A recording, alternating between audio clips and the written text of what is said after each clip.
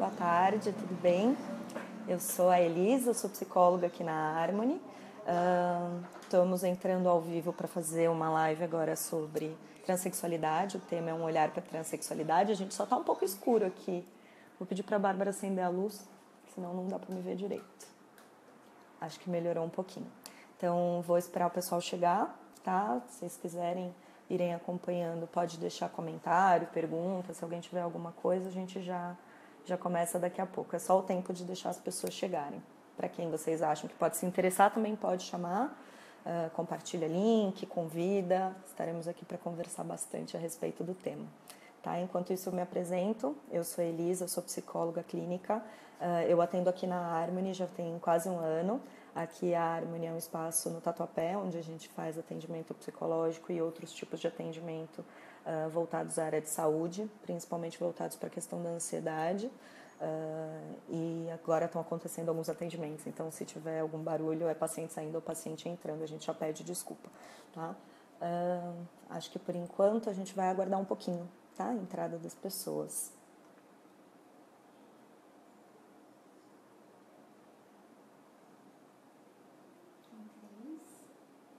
Muito bem. Amanhã a gente vai divulgar um texto que eu fiz para complementar um pouco essa conversa que a gente vai ter hoje. Quem tiver interesse, deixa os e-mails no comentário, porque a Fernanda, que está aqui dando apoio, vai ajudar a gente. E ela encaminha esse texto para vocês por e-mail no dia de amanhã, tá? Muito bem. Acho que a gente pode ir começando? Sim. Então tá bom, vamos começar então. Seguinte, o tema hoje é um olhar para a transexualidade. Primeira coisa que a gente precisa falar um pouquinho é o porquê desse título. A escolha de falar sobre um olhar para a transexualidade, ela veio por dois motivos. O primeiro dela é porque a gente não vai ter, infelizmente, tempo suficiente para falar sobre tudo que envolve a transexualidade, já que é um tema muito amplo, muito complexo e tem muitos detalhes para serem falados. Mas, por um outro lado, também quis falar um pouquinho sobre a forma que a gente pode olhar para essa questão, porque, infelizmente, essa é uma população que ainda sofre muito preconceito e ainda é muito marginalizada na sociedade. Então, para uma questão de visibilidade social, a gente resolveu falar sobre a transexualidade através do olhar para elas. Tá? Para começar falando sobre a questão da transexualidade, é importante a gente falar sobre o primeiro grande guarda-chuva onde essa questão está colocada. O termo guarda-chuva é o que a gente chama de um grande tema, onde embaixo vão ter outras várias questões que a gente pode falar a respeito. O grande tema guarda-chuva, portanto, para a questão da transexualidade, seria a sexualidade em si. Muita gente tem dúvida com relação a diferenças entre transexualidade, bissexualidade, homossexualidade, heterossexualidade, cisgêneros, etc. Então, para explicar um pouco melhor e para as coisas ficarem um pouco mais claras, eu vou explicar um pouquinho para vocês as diferenças. Tá? Primeiro, a gente vai falar sobre sexo biológico, que é diferente de orientação sexual, que é diferente de identidade de gênero. Então, primeiro, o sexo biológico. Sexo biológico é aquele sexo que o bebê recebe e é denominado a partir do momento em que ele nasce. A gente fala que nasceu um bebê e o médico olha e fala é um menino, ou é uma menina, ou é intersexo. Então, menino nasceu com um pênis, menina nasceu com uma vagina. Intersexo, aí é uma questão mais profunda, mais ampla também, se alguém tiver curiosidade, indico pesquisas. A questão do intersexo é uma adequação em que a genitália fica entre os dois, fica entre a genitália masculina e a genitália feminina. Não se fala só de genitália física, né? Não diz só de vagina e de pênis, mas a gente também fala a respeito de outras características como gônadas, como órgãos internos, enfim, outras características sexuais. Essa é uma questão que antigamente se chamava de hermafroditismo, mas infelizmente esse termo acabou virando um termo muito estereotipado. Então, hoje em dia se fala não sobre hermafroditismo, mas sobre intersexo, que é o nome desse termo. Muito bem, isso é uma questão, tá? Isso é sexo biológico. Daqui a pouco eu vou colocar essas três coisas que eu vou falar para explicar uma só. Mas, por enquanto, vamos entender que essa é a primeira parte. Então, quando a gente fala de sexo biológico, estamos falando de seres humanos, macho, fêmea, intersexo. Macho, fêmea, pensando bem na parte biológica animal mesmo, tá? Orientação sexual. Orientação sexual diz respeito a desejo, diz respeito ao que me interessa, o que me atrai, o que eu desejo, quem eu amo, a forma como eu expresso o meu desejo e o meu afeto. Dessa forma, a gente tem uma série de possibilidades, mas as que são mais conhecidas são a homossexualidade e a heterossexualidade. Heterossexualidade, a gente fala que quando uma pessoa tem desejo e interesse afetivo pelo sexo oposto, né, uma mulher sentindo desejo e atração por um homem ou um homem sentindo desejo e atração por uma mulher. Tá? E isso dentro de diversas configurações de gênero, mas a gente chama de heterossexualidade dessa forma. Homossexualidade, por um outro lado, a gente chama uma pessoa que sente desejo, que sente atração, que sente afeto, afeto físico, sexual envolvido, por uma pessoa do seu mesmo sexo ou do mesmo gênero. Então, um homem que sente desejo por um homem e uma mulher que sente desejo por uma mulher. Só que a gente sabe que o mundo não é feito de brancos e de pretos. Existem 1 milhão de tonalidades de cores no meio dessa perspectiva. Então, para falar sobre orientação sexual, eu poderia ficar aqui dias explicando todas as possibilidades de orientação sexual que existem, que são denominadas. Mas a gente pode falar rapidamente sobre algumas que são um pouco mais conhecidas, como a bissexualidade, em que a pessoa sente desejo por ambos os sexos, como a pansexualidade, em que a pessoa sente desejo por todas as opções de gênero, não necessariamente homem, mulher, mas pode ser travesti, também pode ser transexual, também pode ser, enfim, todas as outras possibilidades de gênero. E existem outras várias opções. Existem os assexuados, por exemplo, que não sentem desejo sexual, mas que sentem afeto. Existe uma gama de possibilidades. O que acontece é, cada vez a gente vai tentando dar nomes mais definido, cada vez mais uma coisinha um pouco mais delicada, um pedacinho mais específico, o que no final das contas a gente só quer dizer amem, basicamente é isso. Né? Existe o desejo e existem essas características. Isso é o que a gente chama de orientação sexual. Isso não é a mesma coisa que transexualidade, apesar de muita gente sentir dúvida. Tá? A transexualidade está no terceiro tópico desses 3 iniciais que eu tenho para falar para vocês, que é a questão da identidade de gênero. Então, a gente entrando na questão da identidade de gênero, a gente tem que explicar um pouco sobre os outros dois, para poder falar. Tá? Identidade de gênero é um termo que fala sobre como uma pessoa se identifica e como uma pessoa se sente e se vê perante o seu corpo, perante a sua vida, perante a sociedade em que ela vive. Então, quando a gente fala a respeito de identidade de gênero, a gente não quer dizer o que ela sente, a gente quer dizer como ela se vê e como ela se sente no seu dia a dia. Por exemplo, estou aqui com a Fernanda do meu lado, a Fernanda nasceu uma mulher do sexo biológico, o médico disse que ela nasceu com uma genitália feminina, ela cresceu e continua se identificando com os padrões e com toda a característica que envolve o ser mulher numa sociedade em que ela vive, Brasil, São Paulo, do mundo atual que a gente vive. Essa é uma pessoa que a gente considera cisgênero, ou seja, ela se identifica com o gênero com o qual ela foi designada ao nascer. Ela se identifica com o sexo biológico que ela foi designada ao nascer. Ao mesmo tempo, a gente tem uma pessoa que nasceu com um determinado sexo biológico e que, com o passar dos anos, com o passar do desenvolvimento da sua vida e da sua personalidade, não se identifica mais com esse gênero, não consegue se identificar com esse sexo. A gente chama essa pessoa de transgênero. Transgênero também é um termo guarda-chuva, tá, gente? Na verdade, transgênero não significa necessariamente transexual. Dentro do termo transgênero, a gente tem travestis, a gente tem transexuais, a gente pode ter crossdresser, que são as pessoas que preferem se vestir em uma parte do dia ou não. São pessoas de várias possibilidades de gênero possíveis. Mas as mais conhecidas, as que mais se falam, realmente são os travestis e os transexuais. As travestis e as transexuais, desculpa. Tá?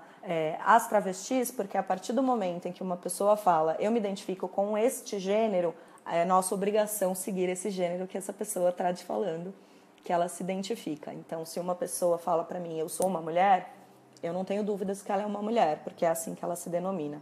Acho que é importante a gente sempre ter isso em mente, que gênero é uma coisa que é autodenominável, não é algo que um médico ou que um documento, que alguma coisa vai dizer. É uma coisa que cada uma das pessoas pode falar a respeito de si, tá? Eu acho que essa é a primeira coisa que a gente tem que falar para uma questão de respeito, para uma questão de inclusão, de acessibilidade, enfim, né, de diversidade. para falar um pouquinho das questões do porquê transexualidade. Muita gente me pergunta, nossa, mas tem cura para a transexualidade? Mas o que é a transexualidade, afinal de contas? Da onde vem? Qual que é a causa?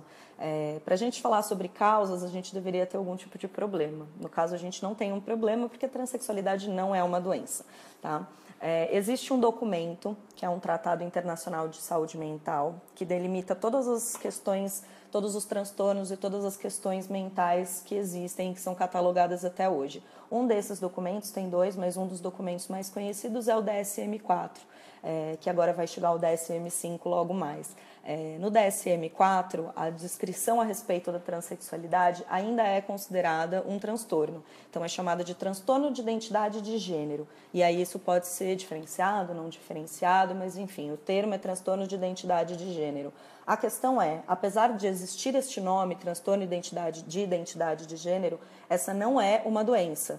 Não é uma doença de forma nenhuma. Isso é a primeira coisa que a gente tem que entender. Isso é um termo que foi colocado, mas que já vai cair. Para o próximo DSM, isso já vai ser mudado para disforia de gênero, ou seja, desconforto com o gênero, com o sexo que foi atribuído ao nascer. Esse é o significado da palavra disforia, né? No caso, disforia de gênero. Então, apesar de existir isso no DSM, ele existe porque existem diversas características e diversas questões que são psicológicas e emocionais que acabam envolvendo a questão da transexualidade, não necessariamente porque isso é considerado uma questão ou não, ou porque é considerado uma doença ou não.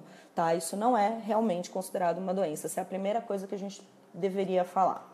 Para explicar da onde vem a transexualidade, a gente tem duas possibilidades. Na verdade, existem algumas teorias, mas as duas teorias principais que vão falar mais e que são mais aceitas a respeito do porquê e de onde vem a transexualidade são duas: a teoria biomédica e a teoria social.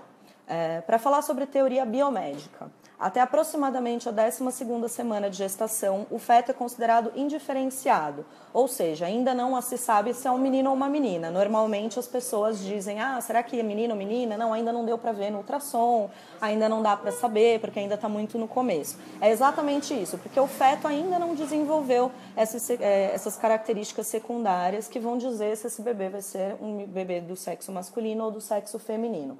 A partir dessa época, mais ou menos 12ª semana de gestação, entra em ação um gene específico, caso o bebê tenha os cromossomos do sexo masculino.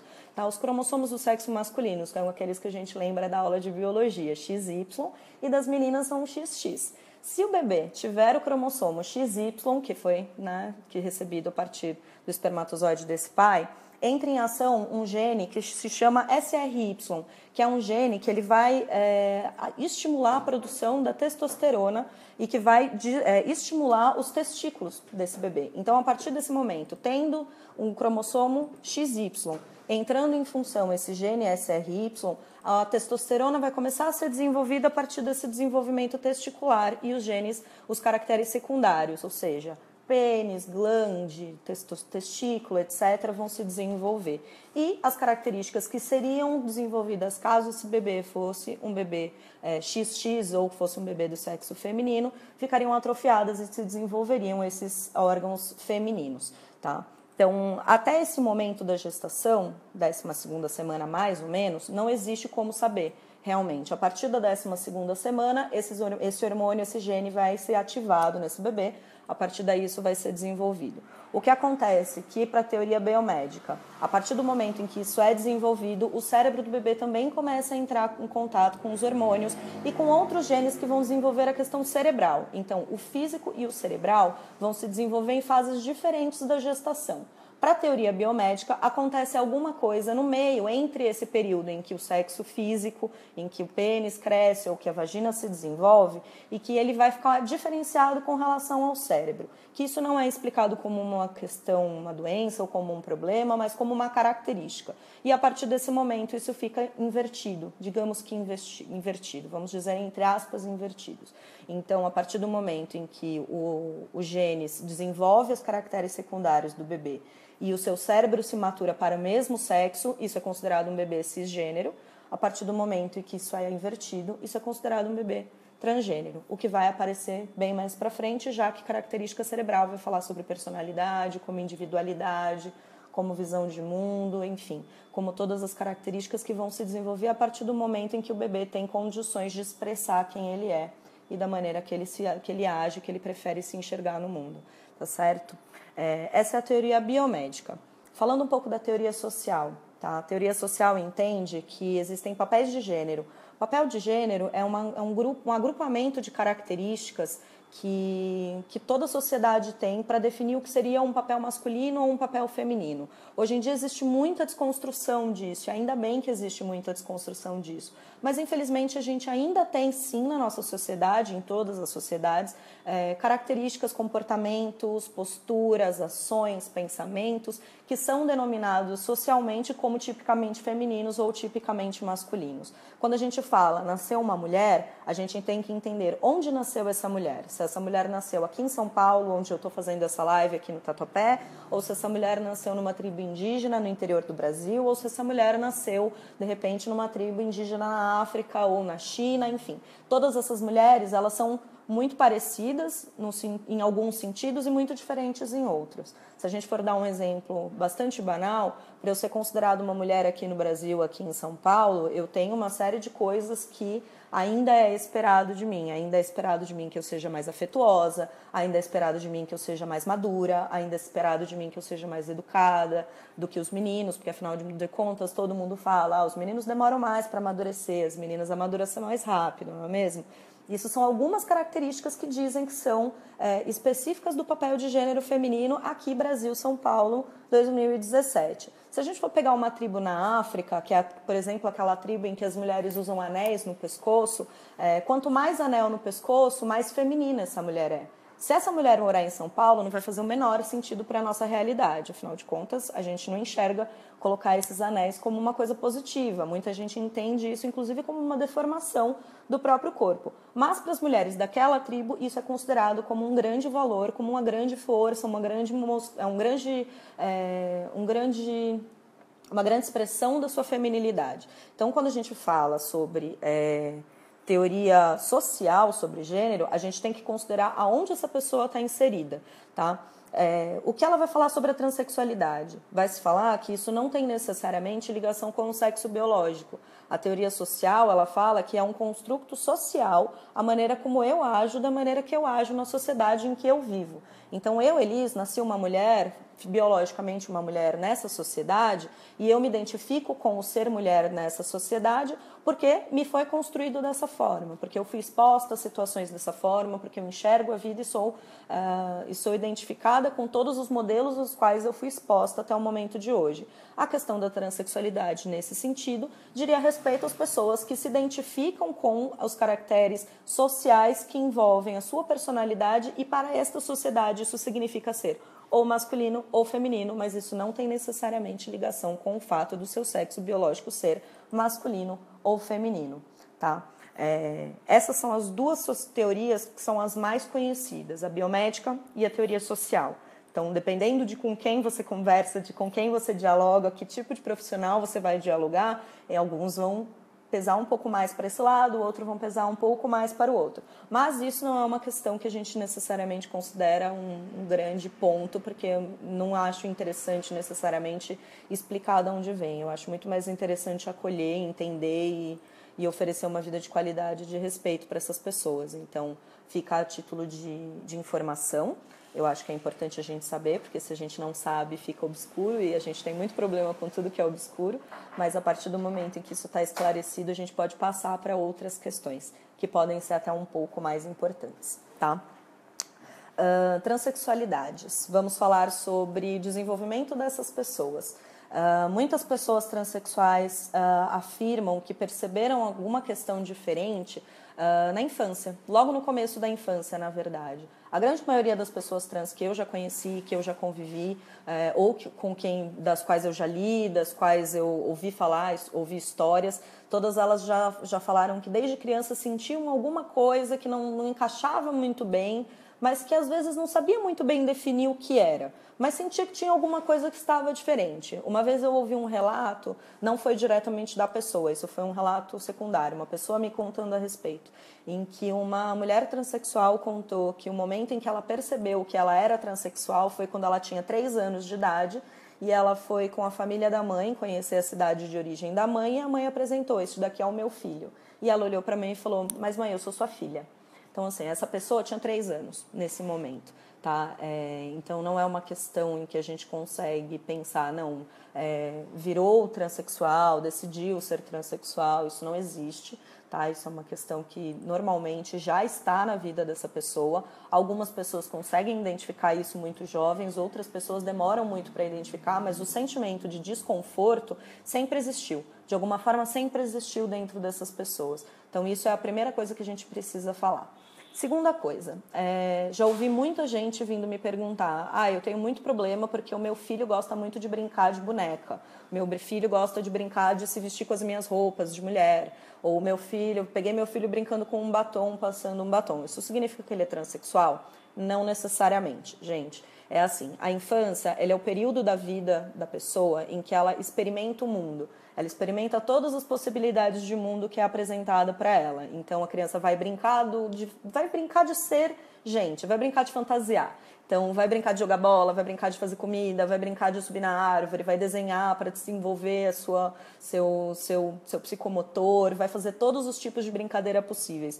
Um dos tipos de brincadeira que também muitas crianças fazem é a brincadeira de gênero. É muito comum encontrar criança que brinca do gênero oposto. Muita menina que brinca de usar a roupa do pai, muito menino que brinca de usar a roupa da mãe, de andar de salto alto pela casa, e enfim, de exercer papéis sociais que são denominados. Então, muitos meninos que querem brincar de ser cabeleireira, e fala cabeleireira, não fala cabeleireiro, porque aí a mãe fala da cabeleireira, porque só conhece a possibilidade de ser uma cabeleireira. Então, não necessariamente isso não é necessariamente um sinal de alerta.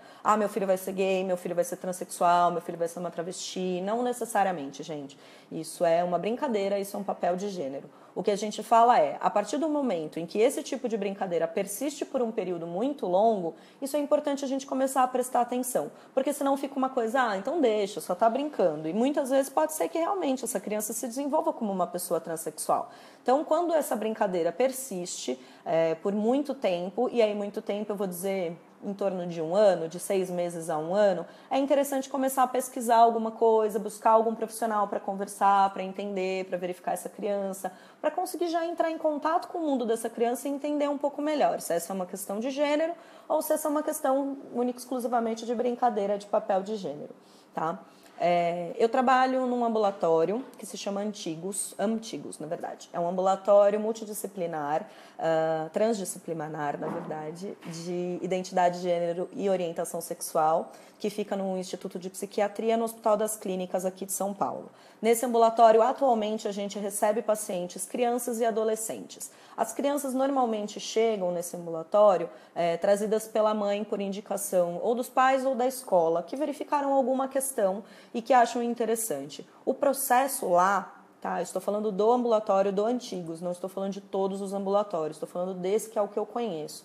O processo do Antigos é o seguinte: a gente recebe, faz uma triagem, conversa com essa família para entender quais são as questões a respeito, e a partir desse momento, a partir dessas conversas, a partir dessas triagens, essa criança e essa família vão passar por algumas avaliações psicológicas, psiquiátricas e sociais. Então, a questão de fazer essas 3 avaliações com a criança e com a família é para entender, primeiro, se a questão dessa brincadeira ou se essas questões de desconforto, elas estão sendo relacionadas a uma dinâmica familiar ou se elas realmente são uma questão que está sendo desenvolvida por essa criança. E também é importante ver quais são as relações dessa família com essa criança, para entender como é que é a aceitação, como é que essa família vê o fato dessa criança fazer essa mudança, essa brincadeira, lidar com o gênero dessa forma, de uma forma mais invertida. Esse é um processo que é longitudinal. Então, as crianças no ambulatório, elas vão passar por um processo longo de acompanhamento. Então, elas vão vir e vão passar com o terapeuta e vão ter esse momento de fazer terapia com uma pessoa do ambulatório. A família também tem esse acompanhamento. Também tem uma assistente social que está sempre muito próxima, que faz um trabalho fantástico, inclusive, para poder fazer esse acompanhamento da família como um todo. A ideia é ser transdisciplinar justamente por isso, porque essa família, ela é um núcleo ela é um grupo, né? E quando a gente fala de um grupo, a gente fala que todo mundo está interligado. Essa criança está interligada com essa família. Então, querendo ou não, a gente tem que pensar que essa criança, ela está envolvida nesse núcleo social, que é essa família, e também está envolvida com a sua escola, está envolvida com seus amigos, com seus vizinhos, com seus parentes mais distantes. Então, esse é um acompanhamento que é feito, e é feito de uma forma longitudinal. Porque pode ser, sim, que daqui 2 anos essa criança fale, tudo bem, mudei de ideia. Né? Agora eu me identifico com o gênero com o qual meu sexo biológico foi denominado quando eu nasci. E tudo bem, isso não é uma questão. Tá? Então, a infância, para uma questão de acompanhamento, ela é muito mais uma questão de observação e de acompanhamento para ver outras questões. Preconceito da família, questões da criança com escola, uso de banheiros, outras possibilidades que possam acontecer dentro do caminho. A questão da transexualidade não é interferida nesse momento, tá bom? Falei de escola, eu acho que isso também é uma coisa importante para a gente poder comentar agora, que a gente fala sobre criança, porque isso pega muito para criança e adolescente. Tá? Na escola a gente tem o banheiro dos meninos e o banheiro das meninas, né? E para cisgêneros, ou seja, as pessoas que se identificam com o seu sexo biológico, ir ao banheiro é uma coisa muito comum e muito tranquila. Quando a gente fala de uma pessoa transexual, o uso do banheiro pode ser um gerador de muita angústia, de muita ansiedade. Então isso é uma coisa muito interessante para a gente já falar, para inclusive já desconstruir também de alguma forma. Né? A partir do momento em que a pessoa fala eu me identifico com o gênero X ou com o gênero Y, essa pessoa tem que ser tratada a partir desse gênero. Então, se existe um menininho que nasceu com um sexo biológico masculino e que ele está na escola, tem seus 5, 6 anos de idade e ele prefere ser chamado por um nome feminino e prefere se identificar como uma menina, a melhor atitude a se fazer para a saúde mental dessa criança é permitir que ela utilize o banheiro feminino, porque isso não vai ter nenhuma questão com relação às outras crianças. Aliás, crianças são muito tranquilas com relação a isso. As crianças são as pessoas mais tranquilas que existem com relação a gênero, e isso pode trazer um constrangimento muito menor para essa criança do que obrigar essa criança a ir para um banheiro que seja denominado para o sexo biológico dela. Tá? Então, escola e família, eles têm que andar muito colados com relação à transexualidade, porque isso vai ajudar muito no desenvolvimento psicológico, no desenvolvimento emocional dessa criança. Tá? A partir do momento em que essa criança está pré-puberdade, então a gente vai falar em torno de 10 anos de idade, alguns hormônios começam a se formar, começam a se desenvolver e começam a aflorar nessa criança, né? Aquela fase que a gente chama de pré-adolescência, né? Que vai acontecer ali em algum momento entre 9 e 12 anos, dependendo um pouco da criança. O que acontece se essa criança está em um acompanhamento, num ambulatório que faz um acompanhamento especializado para a questão da transexualidade, se ela já está fazendo um acompanhamento longitudinal já há alguns anos e realmente a questão do gênero se manteve, essa criança se manteve denominando que ela é uma criança transgênero, a partir desse momento é feita uma escolha para que essa criança consiga fazer o bloqueio hormonal. E aí isso é muito interessante da gente falar, gente. Isso é um processo que é experimental, tá? É um processo que ainda não existe uma legislação que bata o martelo e fala pode ou não pode, única e exclusivamente por questões políticas. Tá? A gente tem uma política que infelizmente ainda é muito LGBT-fóbica, e que infelizmente ainda não garantiu todos os direitos. Mas existe uma norma do Conselho Federal de Medicina que permite que exista a intervenção hormonal para crianças e para adolescentes, contanto que elas estejam em acompanhamento com um grupo de estudos. O que no caso do Antigos isso acontece junto com o Instituto da Criança do Hospital das Clínicas. Então, a partir dos 9 até os 11 anos, mais ou menos, essa criança ela pode receber uma medicação que é um bloqueio hormonal, que vai segurar o desenvolvimento dos caracteres secundários a partir da adolescência. No caso das meninas transexuais, o pênis não vai crescer tanto, não vai desenvolver tantos pelos, a voz não vai engrossar tanto, não vai desenvolver barba, vai ter pouca angulação de maxilar, enfim. Vai ser uma criança que não vai ter tantos caracteres. No caso de um menino transexual, a gente fala que não vai se desenvolver seio, curvatura de cintura, menstruação e etc. Isso não vai se desenvolver, isso vai atrasar esse desenvolvimento. É uma medicação, então, que vai bloquear essas características, esses caracteres secundários. Falei sobre meninos e meninas trans, então a gente vai, a partir de agora, definir que quando eu estou falando de uma mulher trans, eu falo sobre uma pessoa que nasceu biologicamente do sexo masculino e fez a transição para o sexo feminino, para o gênero feminino. E quando eu falar de um homem transexual, eu estou falando de uma pessoa que nasceu biologicamente uma mulher e fez a transição para o gênero masculino.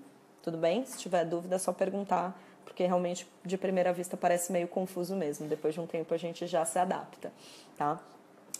Essa criança, ela vai receber esse bloqueio hormonal até mais ou menos metade da adolescência, a partir do momento em que ela pode receber hormonioterapia. A hormonioterapia no Brasil ela é permitida a partir dos 16 anos, contanto que esteja vinculado a um órgão que trabalhe com crianças e que faça um trabalho de estudos complexo e longitudinal. Da mesma forma que eu disse, esse trabalho hoje é feito no Instituto da Criança com relação ao Antigos, onde eu trabalho. Então, é uma parceria constante do Instituto da Criança com o ambulatório que atende essas pessoas, tá? Que atende essas crianças e adolescentes.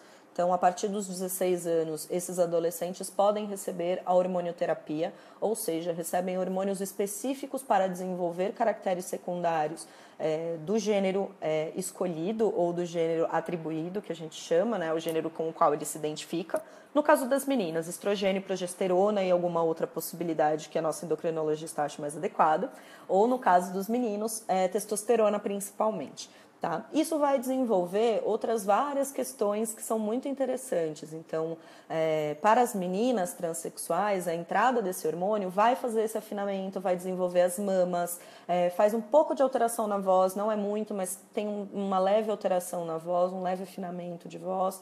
Existem outras várias características, suavização de pelo, suavização da pele, outras características que também têm relação com personalidade, então a pessoa fica um pouco mais tranquila, enfim, tem algumas características. No caso dos meninos transexuais, a testosterona ela vai desenvolver uma musculatura mais distribuída, padrão de corpo masculino, então a pessoa vai ter um ombro um pouco mais largo, vai ter um afinamento das coxas, vai ter um estreitamento de quadril, então vai ficar com um quadril um pouco mais reto, vai ter uma barragem dos hormônios femininos, então esse adolescente não vai ter menstruação, não vai ter cólicas e não vai ter TPM, que para uma mulher se já é complicado, imagina para um homem transexual. E também vai desenvolver barba, vai engrossar um pouco a voz, vai desenvolver pelos, isso vão ser outras várias características. E com uma questão de personalidade, isso acaba desenvolvendo também um pouco mais de agressividade, um pouco mais de firmeza, um pouco mais de postura, um pouco mais agressiva. Agressiva eu estou falando de imposição, menos do que de agressão com relação à briga. Apesar de que no começo da administração da medicação pode ser que isso aconteça sim por uma questão de ajuste no corpo, tá? Esse processo que eu estou falando para vocês, ele é um processo que a gente chama de processo regular e adequado, que seria um processo com acompanhamento médico, com acompanhamento psicológico e com acompanhamento familiar. A realidade hoje, infelizmente, não é essa. A realidade hoje é que muitas dessas pessoas chegam até um ambulatório especializado depois de adultas, depois de sofrer muito, e que já ministram hormônio por conta. A grande maioria das mulheres transexuais tomam hormônio por conta, elas conseguem as doses e entendem as medicações através de fóruns, de grupos, enfim, de contatos com outras mulheres transexuais e conseguem a receita também de alguma forma ilegal, enfim, de alguma forma, e tomam essa medicação de uma forma muito desregulada. E os riscos para a saúde são muito graves. Existem muitas mulheres transexuais que a gente recebe no ambulatório que estão 4 ou 5, às vezes 6 vezes mais do que a dose permitida para a saúde adequada de comprimidos diários. Então, a gente conheceu uma moça que tomava uma cartela de anticoncepcional num dia, porque o anticoncepcional é um dos hormônios, né, por conta do estrogênio e da progesterona. Então, isso é muito grave, é muito perigoso. Os riscos para a saúde dessas pessoas são imensos. Primeiro, risco de trombose, problemas cardíacos, infarto. Existem problemas gravíssimos que podem ser associados, ainda mais se eles forem associados com bebida, com cigarro ou com drogas. Tá? O que também é uma realidade que ainda é muito comum. Já tem diminuído, mas ainda é muito comum. Então, essa questão que eu estou falando para vocês do caminhar da criança, da adolescente, tomando a partir dos 16 anos, bloqueado, isso é o que a gente chama do adequado segundo o padrão da medicina, sendo o padrão seguro. A realidade que a gente vê não é essa. Então, se tiver alguma pessoa transexual que está assistindo esse vídeo agora e que tome essa medicação por conta, por favor, procura algum médico, procura algum serviço especializado ou entre em contato com a gente também para a gente poder encaminhar para algum serviço especializado, para que isso seja feito da maneira saudável, da maneira correta, para evitar problemas no futuro. Infelizmente, a gente conhece muitos casos de morte por medicação errada. Infelizmente. Então, isso é um pedido que eu estou fazendo para vocês. Por favor, procurem cuidar-se, porque a gente quer muitas pessoas vivas e saudáveis, tá bom? A partir da adolescência. No ambulatório, hoje os adolescentes eles passam por atendimentos em grupo. Então, é um grupo de adolescentes com 2 psicólogos que vão fazer um atendimento também longitudinal, porque não existe perspectiva de cirurgia para adolescente. Então, é um acompanhamento que vai falar sobre questões da vida dessa pessoa, tá? Então, não é uma questão de vou falar única e exclusivamente da minha transexualidade, mas o que a minha transexualidade influencia na minha vida e o que é a minha vida além disso. Então, a gente escuta muito caso de namoro, a gente escuta caso de problema de briga de pai, de professor, de prova, e também questões de transexualidade também estão envolvidas, né? A gente não vai falar sobre uma pessoa só por uma característica, uma pessoa é um universo, então a gente tem que olhar para essas pessoas de uma forma global, né? Isso é o mais importante, o mais interessante, tá? No Brasil, as cirurgias para redesignação sexual, que a gente chama, ou que popularmente se conhece como mudança de sexo, elas podem ser feitas a partir dos 21 anos de idade, em qualquer lugar, tanto o serviço público quanto o serviço privado. Tá? Isso é a realidade Brasil, o mundo tem outras possibilidades, mas no Brasil a gente fala sobre a partir dos 21 anos de idade. Isso significa que esse adolescente ele pode tomar o hormônio a partir dos 16 anos e ser encaminhado para uma fila cirúrgica pública ou fazer uma cirurgia particular a partir dos 21 anos de idade, o que dá tempo suficiente do seu organismo entender essa medicação e realizar essas mudanças e se adaptar a essas alterações, e também dá tempo suficiente para essa pessoa ter acesso a contato com um bom psicólogo, que tenha um bom contato, que consiga olhar as questões e que lide com a vida e com a família dessa pessoa de uma forma interessante, tá bom? A partir dos 21 anos a gente já considera os adultos, na verdade a gente considera a partir dos 18, mas pensando uma questão de cirurgia, a partir dos 21 anos essa pessoa tem autorização legal para fazer cirurgia de redesignação sexual. E aí também vale uma explicação interessante sobre o que é cada uma das cirurgias. Quando a gente vai falar sobre cirurgias, a gente pode falar sobre cirurgias que são primárias ou secundárias. Cirurgias primárias serão aquelas cirurgias que são a cirurgia de redesignação sexual. Construção de uma vagina, construção de um neofalo ou construção peniana, como a gente diria também popularmente falando. Tá? As cirurgias que são secundárias são as cirurgias que elas existem para amenizar algumas características que denunciam, entre aspas, o sexo biológico daquela pessoa. Então, muitas pessoas transexuais fazem cirurgia, mulheres transexuais, por exemplo, fazem implante de silicone, fazem lipoescultura para afinamento da cintura, fazem afinamento de testa, porque também pode ter, a testa masculina ela tem o osso um pouco mais proeminente, muitas mulheres raspam o pomo de Adão, ou o que a gente chama de gogó, são cirurgias para fazer alguns ajustes para que essa pessoa se sinta cada vez mais confortável dentro do seu corpo. Os meninos, a grande maioria dos meninos busca mastectomia, que é a retirada das mamas, e a grande maioria busca também a esterectomia, que é a retirada de útero, trompas e ovários, para não precisar mais menstruar e não sentir mais TPM e não sentir mais cólica, que eu já falei aqui brincando, mas a mulherada sabe que é complicado. Tá? Com relação às cirurgias que a gente chama de CRS, que são cirurgia de redesignação sexual, a gente tem a vaginoplastia e a gente tem a neofaloplastia.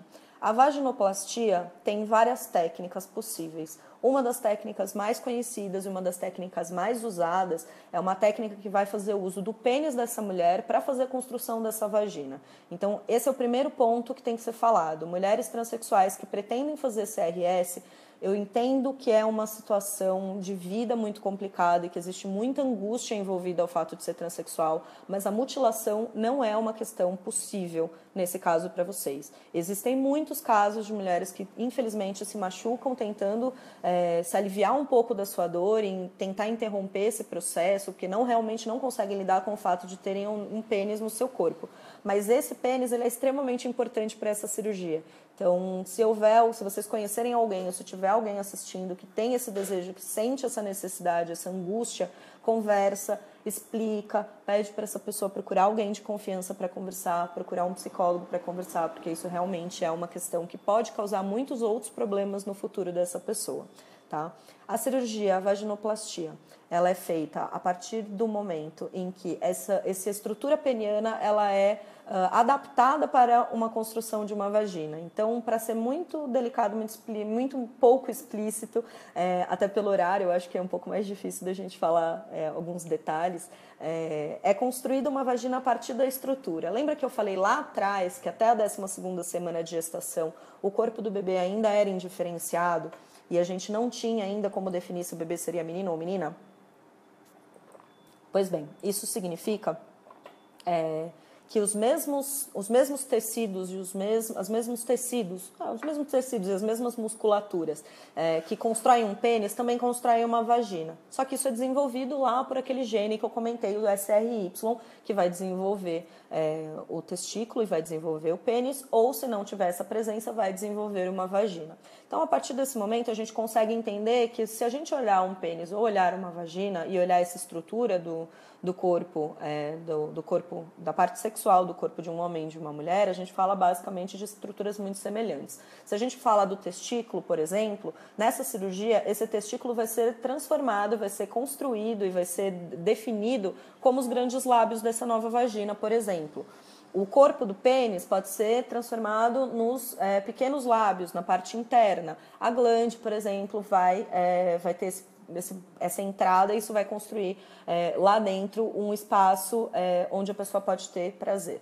Então, tem algumas partes do corpo em que isso realmente é transformado, entre aspas. Tá? Não é transformado de uma forma pejorativa, por favor, não me entendam mal, mas é construído de uma forma em que é utilizado esse tecido e essa musculatura para fazer essa vagina nova, né, para essa pessoa.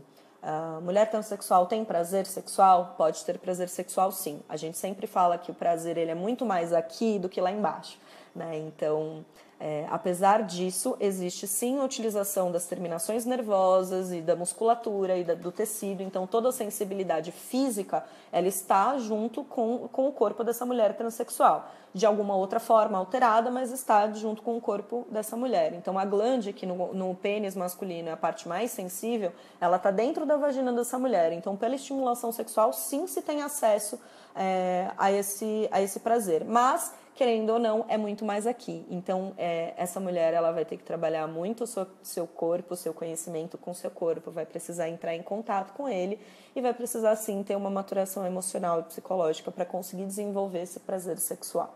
Tá? Quando a gente fala de neofalo ou a construção peniana, a experiência é um pouquinho diferente, a cirurgia é um pouquinho diferente. Os homens que fazem essa cirurgia já estão tomando a testosterona já há um bom tempo, tá? Pelo menos uns 2 anos com o uso de testosterona. A testosterona ela vai estimular o aumento do clitóris, então o clitóris de um homem transexual ele cresce. E a cirurgia ela é feita com o enxerto de uma outra parte do corpo, ou uma parte da coxa, uma parte da barriga, uma parte do braço, e essa pele e essa musculatura vão fazer um revestimento